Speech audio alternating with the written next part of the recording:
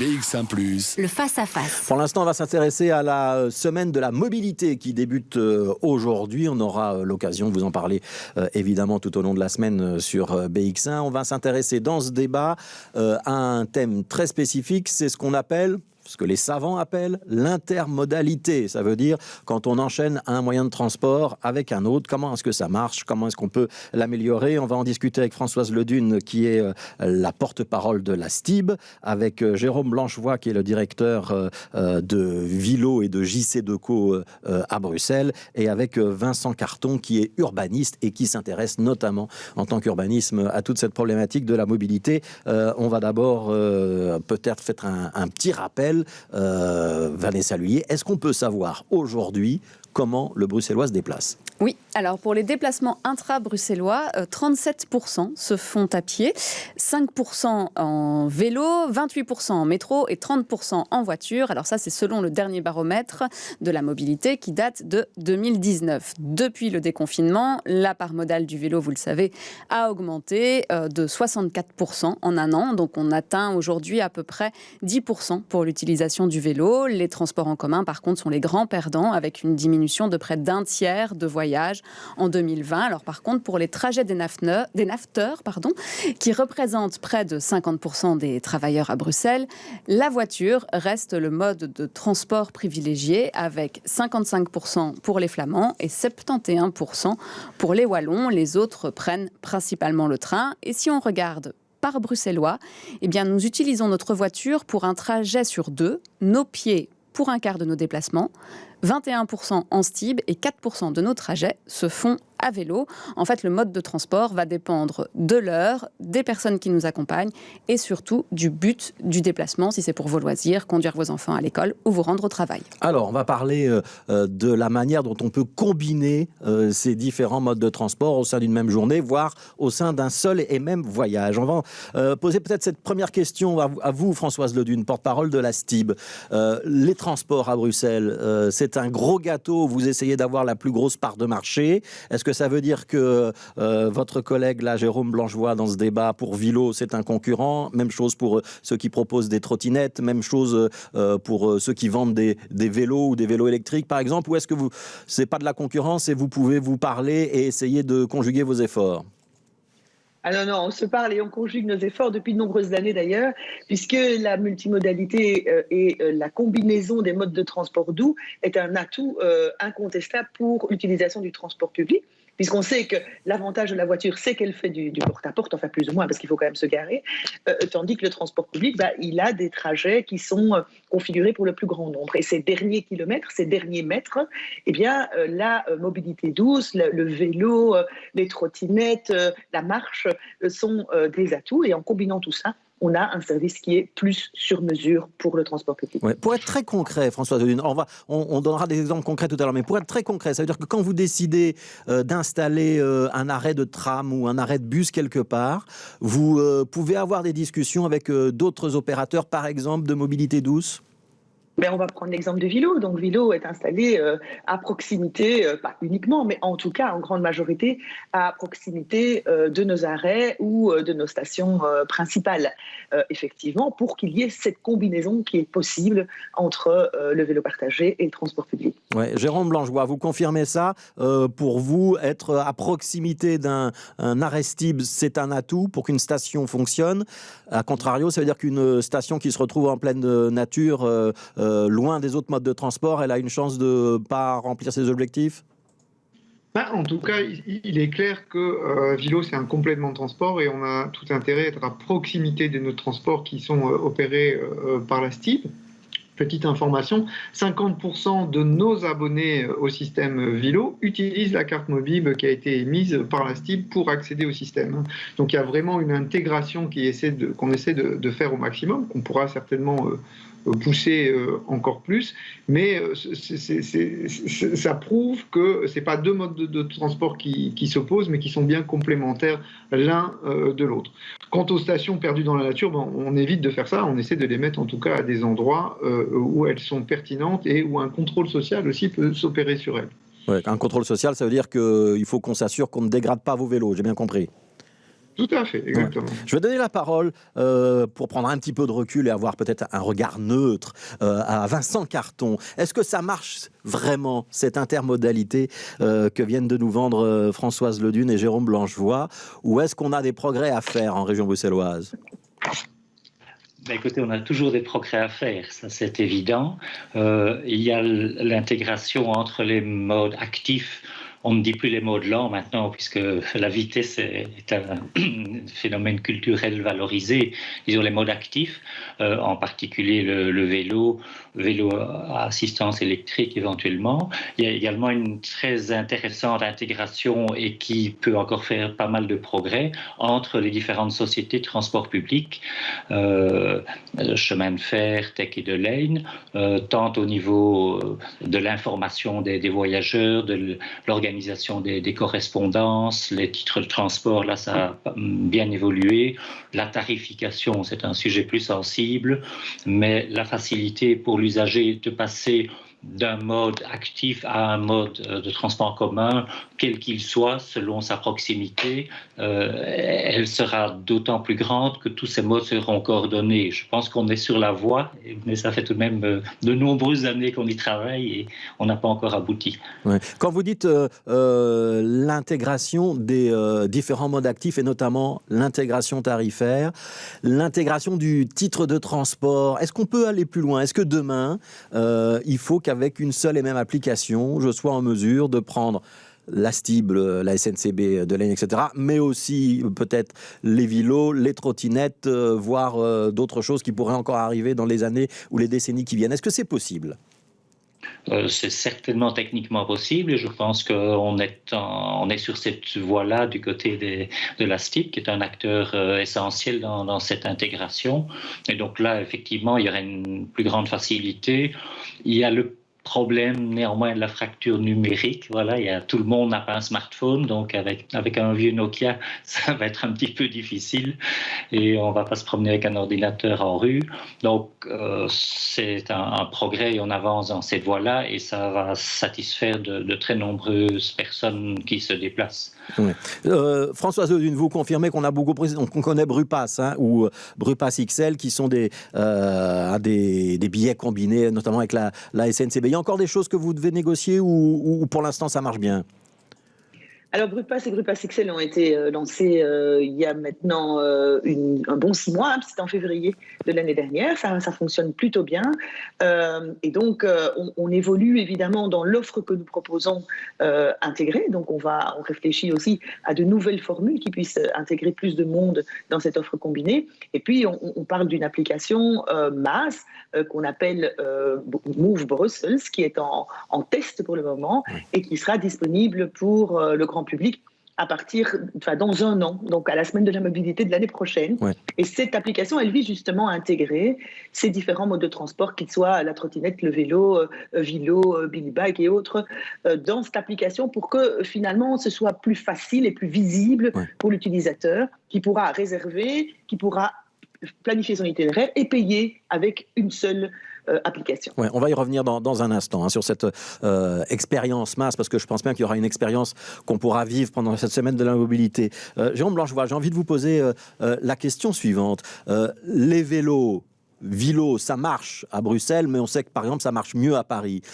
Les voitures partagées, ça n'a pas très bien marché à Bruxelles, il y a plusieurs opérateurs qui sont partis.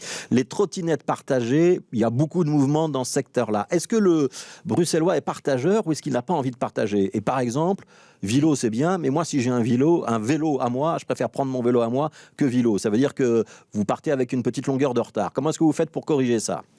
C'est quoi votre valeur ajoutée ?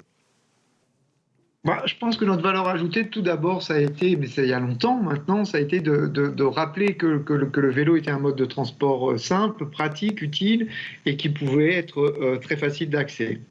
ce qu'on a fait, je pense que ça a bien fonctionné. En effet, ça a eu pour effet aussi qu'un certain nombre de Bruxellois ont acheté leur vélo et se promènent aujourd'hui et circulent en ville à vélo.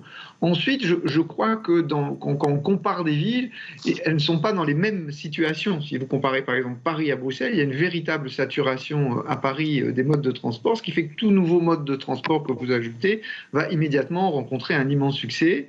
La STIB fait très bien son travail à Bruxelles, et donc notre mode de transport est un mode de transport complémentaire, bien évidemment, est une alternative qui peut être proposée à certains types de déplacements, mais ne va pas rencontrer le même appétit, le même succès, si on veut, que dans d'autres grandes villes. Ouais. Est-ce que c'est pas quelque chose qui commence à être, excusez-moi, hein, un petit peu daté, ces modes de transport partagés ? Je ne crois pas, quand on voit le succès qu'on a eu lors de la sortie de confinement avec l'arrivée des vélos électriques, qui sont, et je pense que tout le monde en a conscience autour de cette table, une vraie révolution.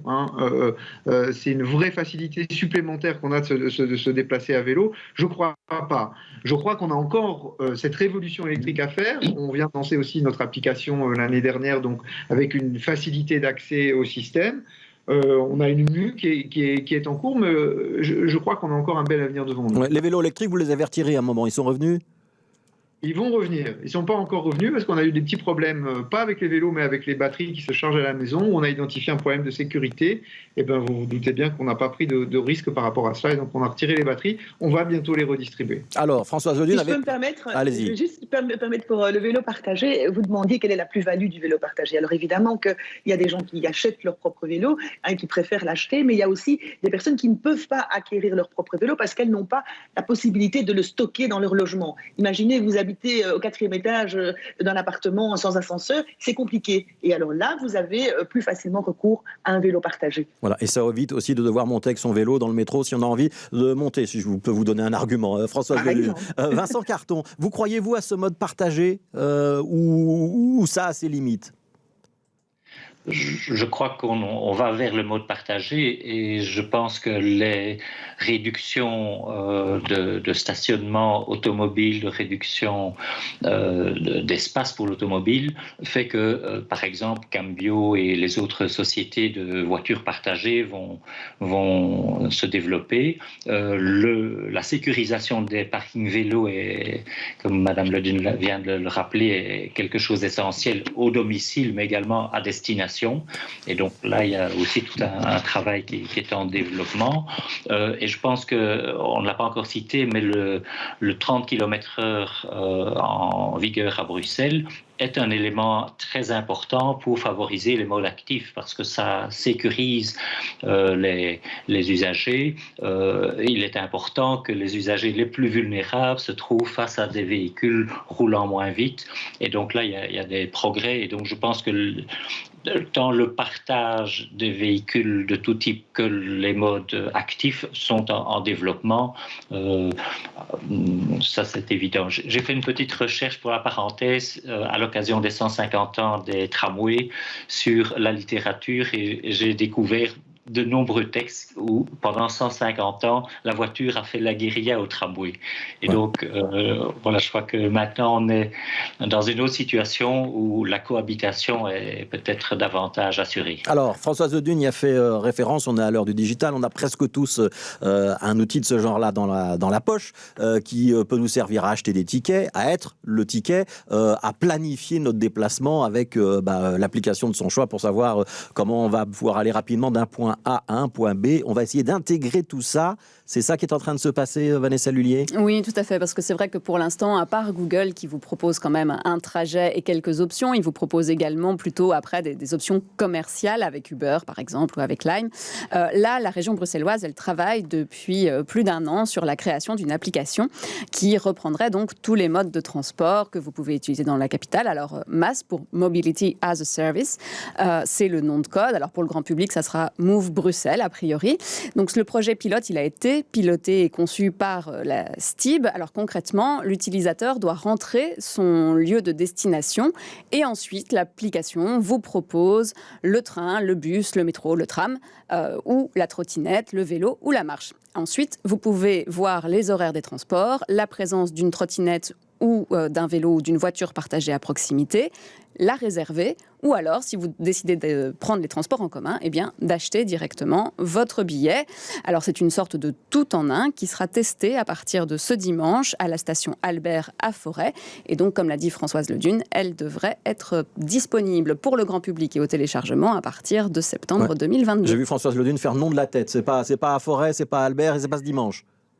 Non, c'est pas tout à fait ça. C'est-à-dire que l'application Move Bruxelles, elle est déjà en test depuis plus d'1 an auprès de 2000 utilisateurs qui se sont inscrits sur une plateforme pour la tester. Elle sera disponible pour tout le monde à partir de l'année prochaine. Mais ce qu'on va tester à Forêt, c'est un hub mobilité physique. Ça veut dire quoi? Ça veut dire qu'il y aura un endroit où on va retrouver différents modes de transport et nous allons gérer ce hub de manière à s'assurer qu'il y aura toujours des trottinettes disponibles, toujours des vélos disponibles, de manière à ce que les utilisateurs puissent avoir une expérience concluante. Et nous allons créer différents modes de mobilité. Celui-ci est le premier à Forêt. On va en créer dans les centres-villes. On va en créer à proximité des gares, bien entendu, puisque c'est des lieux de multimodalité, mais aussi en périphérie de la région bruxelloise, près des parkings de dissuasion. Ouais. Jérôme Blanchevoix, est-ce que vous êtes partant, vous, pour ce Move Bruxelles ou ce MAS, comme on dit? Est-ce que vous êtes dedans? Est-ce que vous allez y participer? Et je vous pose peut-être une question un petit peu provocante. Si c'est la STIB qui a la main sur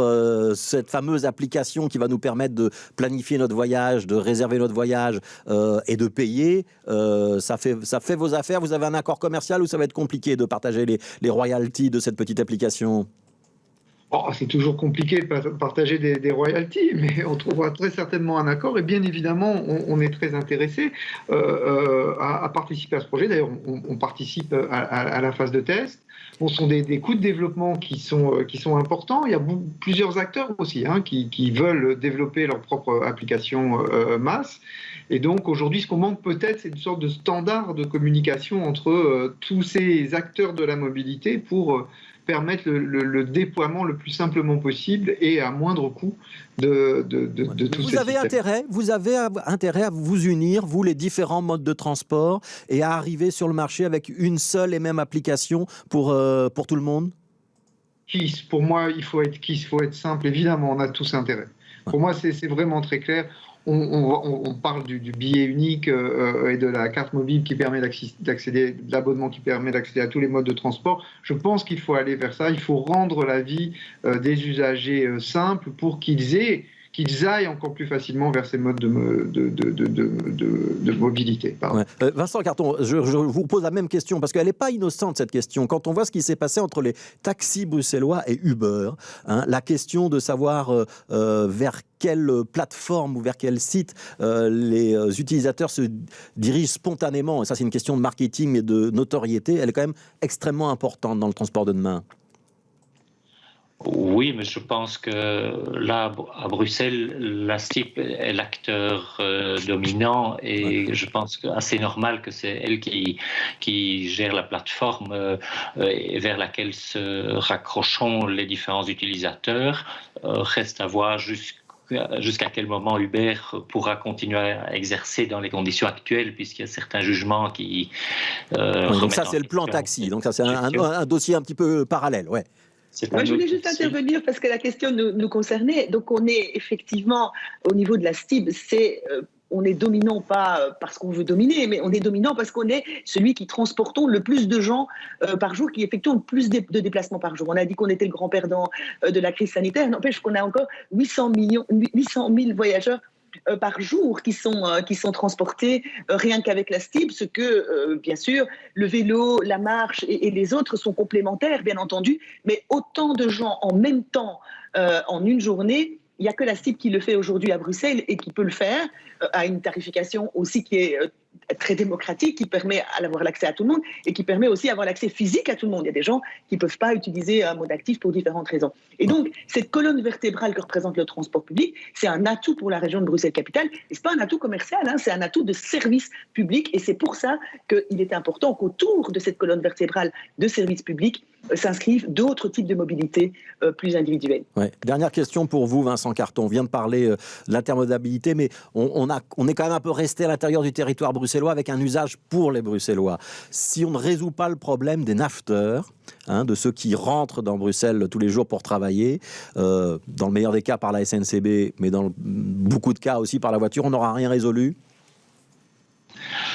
Mais ce problème, il est sur le métier depuis longtemps. Je pense que le chemin de fer et le fameux RER, qu'on appelle également S, est un des instruments.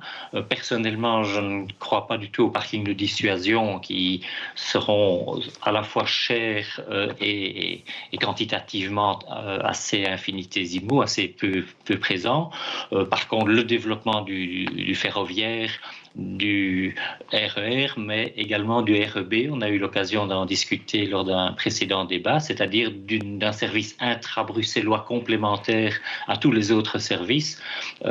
Ça va permettre de réduire un peu la pression de la navette.